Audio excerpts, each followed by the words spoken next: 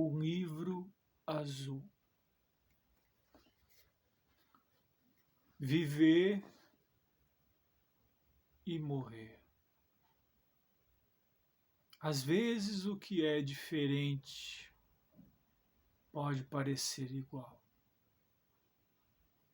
Algumas coisas são quentes, outras geladas.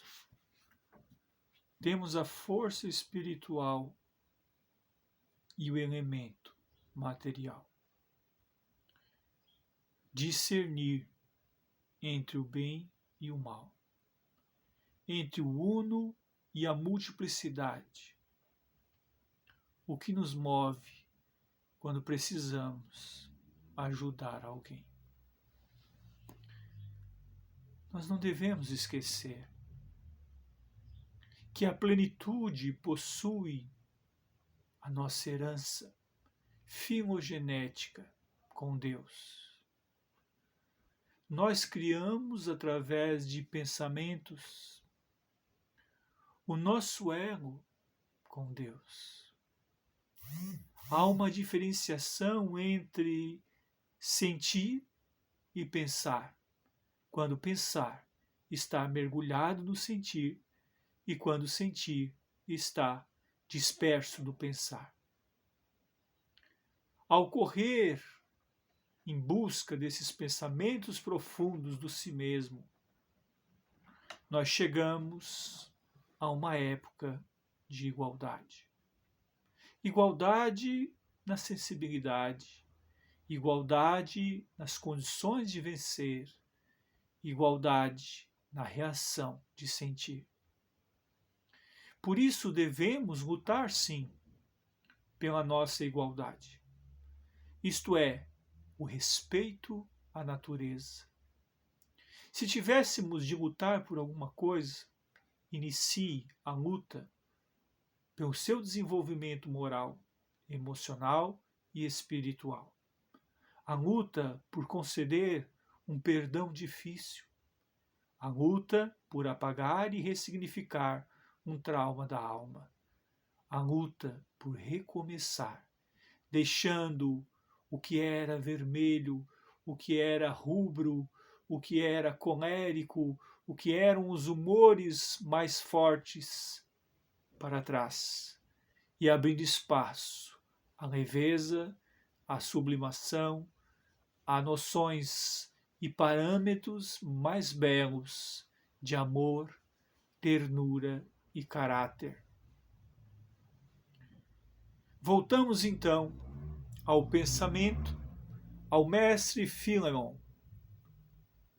Ele é como um pai, como um irmão, como um amigo, maravilhosamente sensível ao toque espiritual de amor. Será que os nossos antepassados pensaram que um sonho possa ser também um mergulho no si mesmo espiritual? O sentir de uma intuição, uma premonição, um estalido de forças mentossíntese da alma?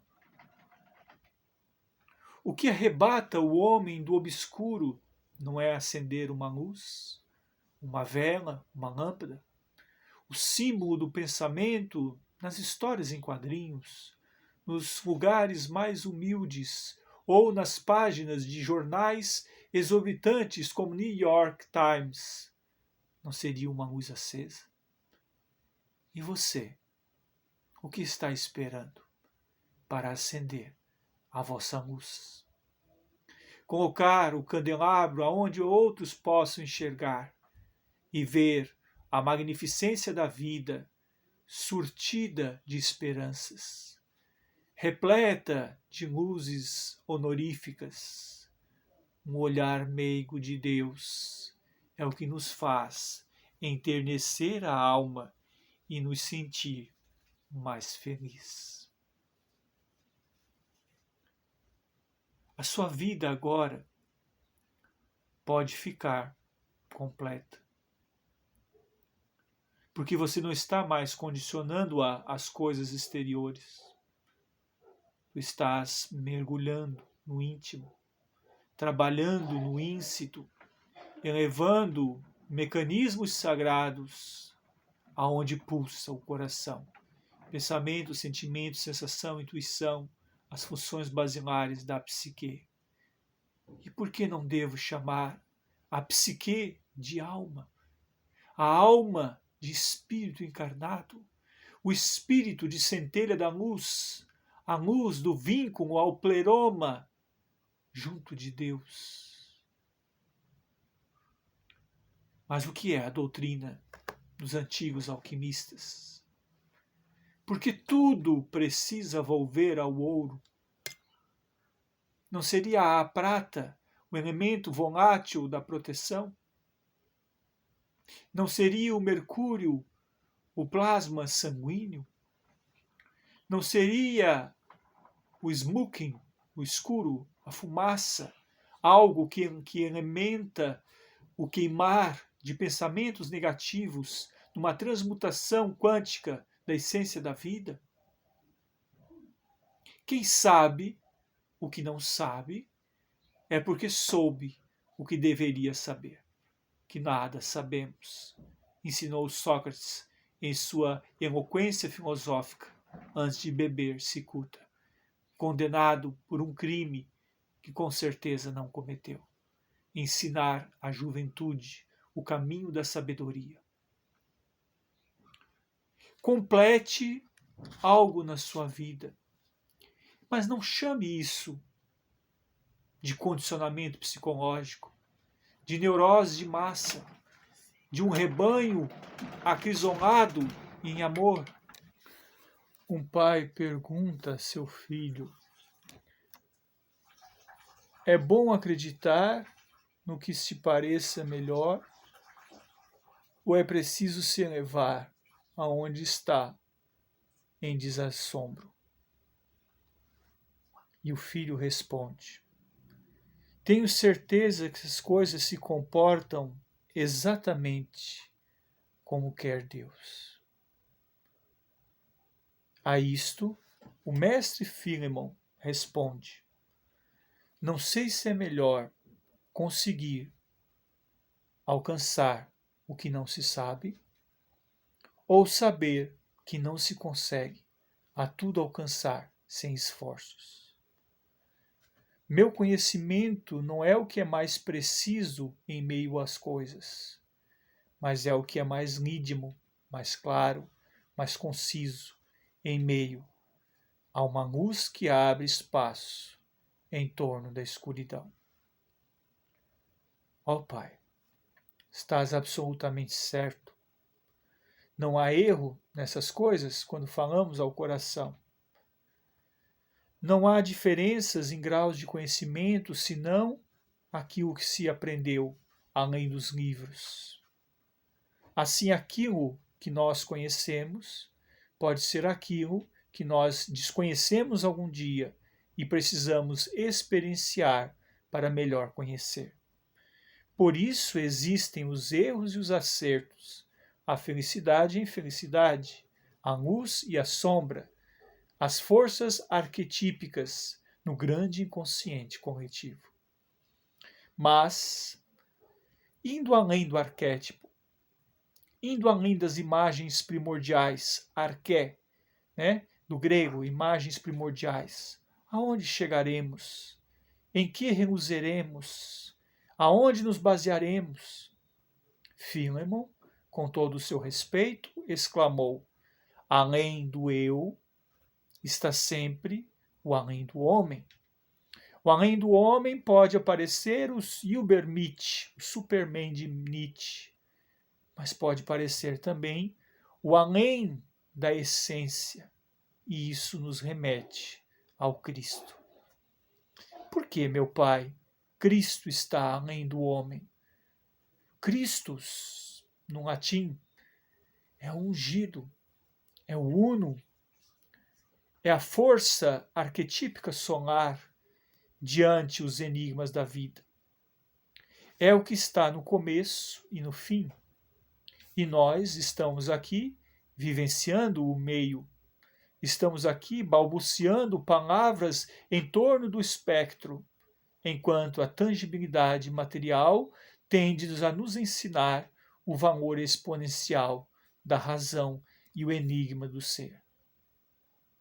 Após essas palavras, Filemon inclinou-se e colocou a mão sobre meu ombro e depois partiu. O dia amanheceu claro. Era um sonho? Uma projeção psíquica, a imagética do inconsciente? Ou uma manifestação subliminar? O que é o sobrenatural? O que está além do natural? O que é razão e propriamente realidade?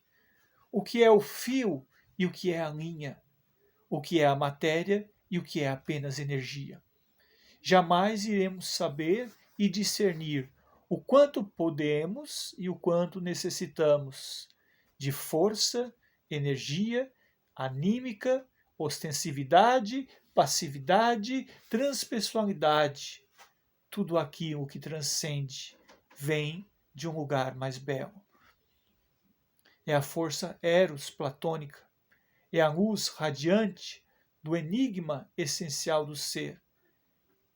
É a força que significa o estalido vermelho, o estalido colérico, o estalido transmutativo do chumbo e ouro, e nessa alquimia da alma, o que relembra-nos a essência de Paracelso, ou então o estoicismo de Sêneca, ou mesmo o eros, o amor, a força platônica, será sempre a luz radiante da vida.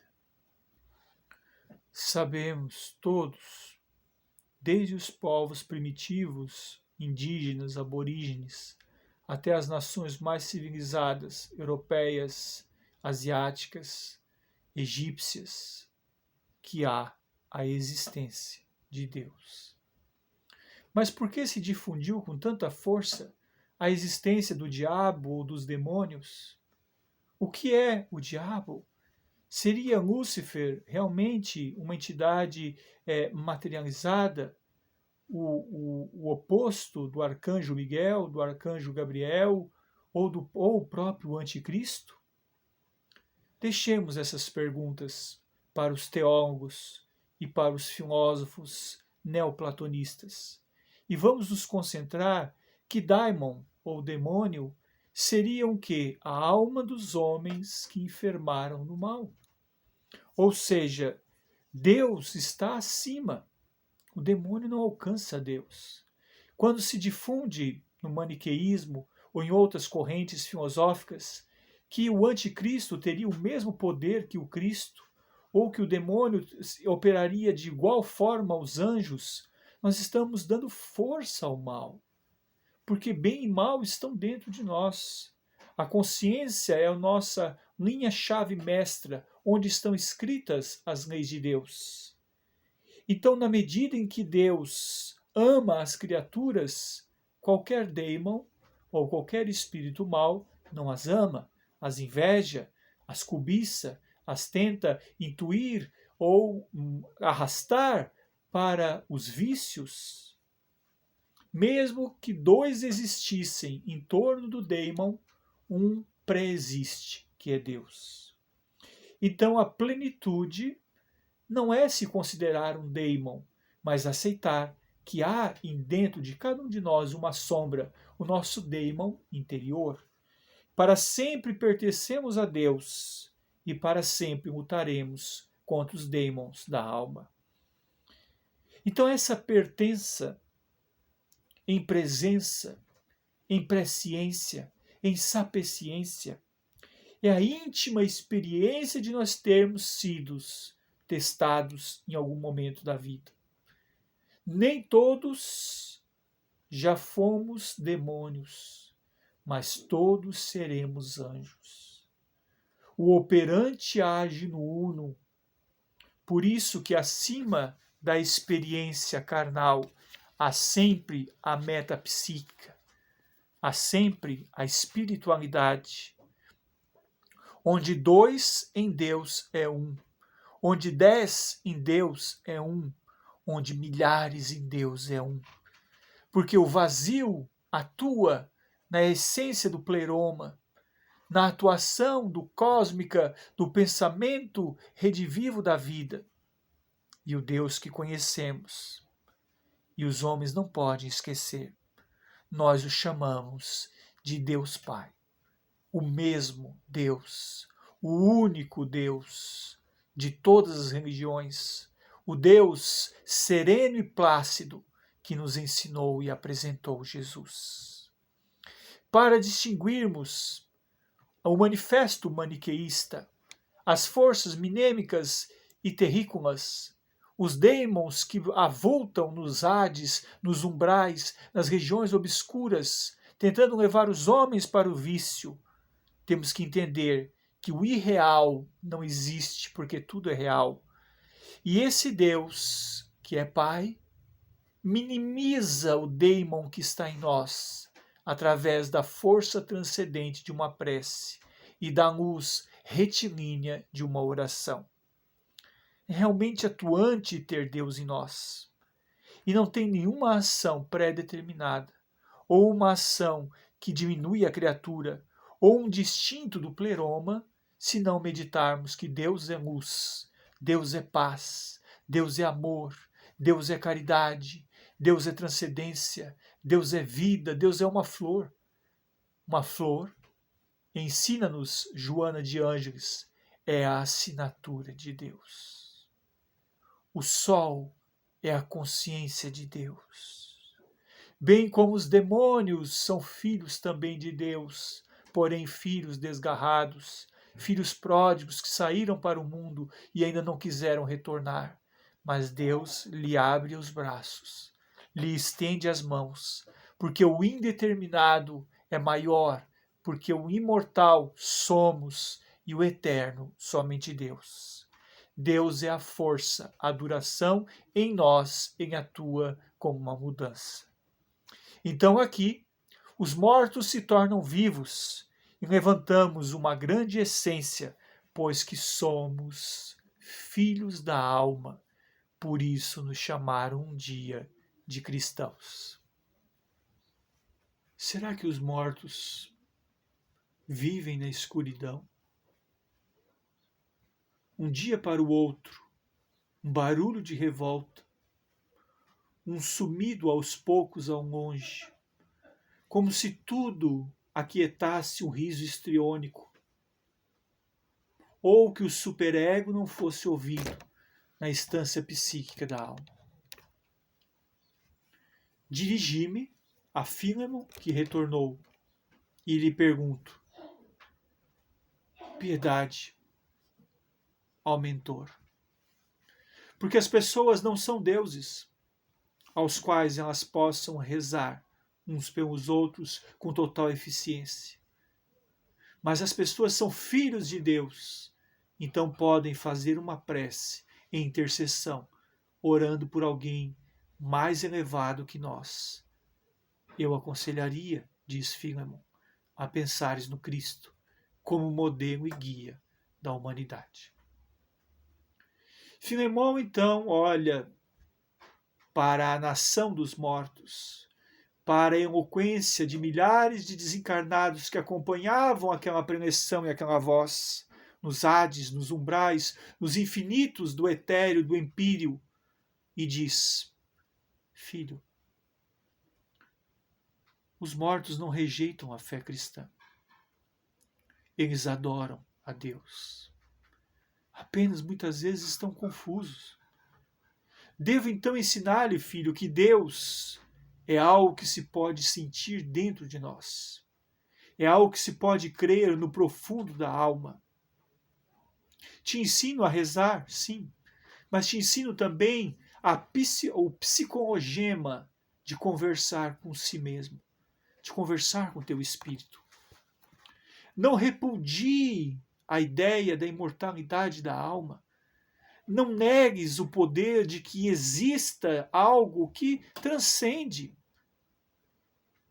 Os espiritualistas falaram da reencarnação, E por que não dizer que ela não exista? Compare, filho querido, uma criança de 4 anos que sabe tocar Mozart, ou a Nona Sinfonia de Beethoven, ou Sonata ao Luar. Onde ela aprendeu? Se não num processo minêmico, no inconsciente profundo, que afloram as memórias minêmicas antes que se complete 7 anos e o espírito esteja alojado completamente na matéria. Foi Deus que ensinou a vida. Foi Deus que ensinou os mortos. Foi Deus que ensinou Jesus a caminhar através das mãos de Maria, Santíssima Mãe de Jesus. O que eu lhe ensino é para vivos e mortos, porque não existem mortos, somente vivos na quinta essência da matéria ou no átomo tangível. Todos necessitamos de redenção, filho. O que importa é pairar sob as catacumbas, é retirar a dor das sepulturas e colocar flores. Quem fica doente precisa de remédio. E às vezes o remédio não é apenas o psicotrópico, é também o acolhimento, holding, o raporte, o carinho, a troca e principalmente apresentar-te em esperança num lírio sagrado de amor. Parece que ensinaste-me, Filemon, que Deus não é assustador. Que minha mãe estava enganada quando dizia: "Lá vem Jesus, o devorador de homens". Que há uma alegria nas pessoas que não se pode apagar. Talvez, Filemon, Deus jamais quis a morte, jamais quis a dor. Jamais Sigmund Freud estava certo quando dizia que a religião era uma neurose de massa, de que a transferência do pai simbólico, do chefe da tribo, da proibição do incesto, tenha sido apenas uma forma transferencial da dor latente da alma. Às vezes, Filemon, querido, o Pai é muito maior. É nós que não os enxergamos nas pessoas, nos filhos de nossa carne, nos filhos de nossa alma, nos filhos de nossas criações intelectuais, nas essências duradouras do nosso espírito, Filemon.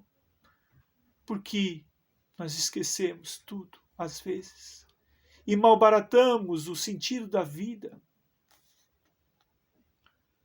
Porque nós tememos impedir a ajuda de Deus, se Ele é tão grande, tão belo, tão circunstancialmente humano, dentro de um parâmetro existencial, na questão excelsa de pedir. Oração é pedir e agradecer, mas se a vida vai difícil, se o mundo está ancorado em raízes históricas, antropossociopsicológicas de sofrimento, o que nos custa unir as nossas mãos e pedir a ajuda de Deus? Pedir para que cessem os fenômenos climáticos que nos dão medo. Pedir para que as nações não se briguem e se unam. Pedir para que uma nova e terceira grande guerra mundial não ocorra. Pedir e obtereis.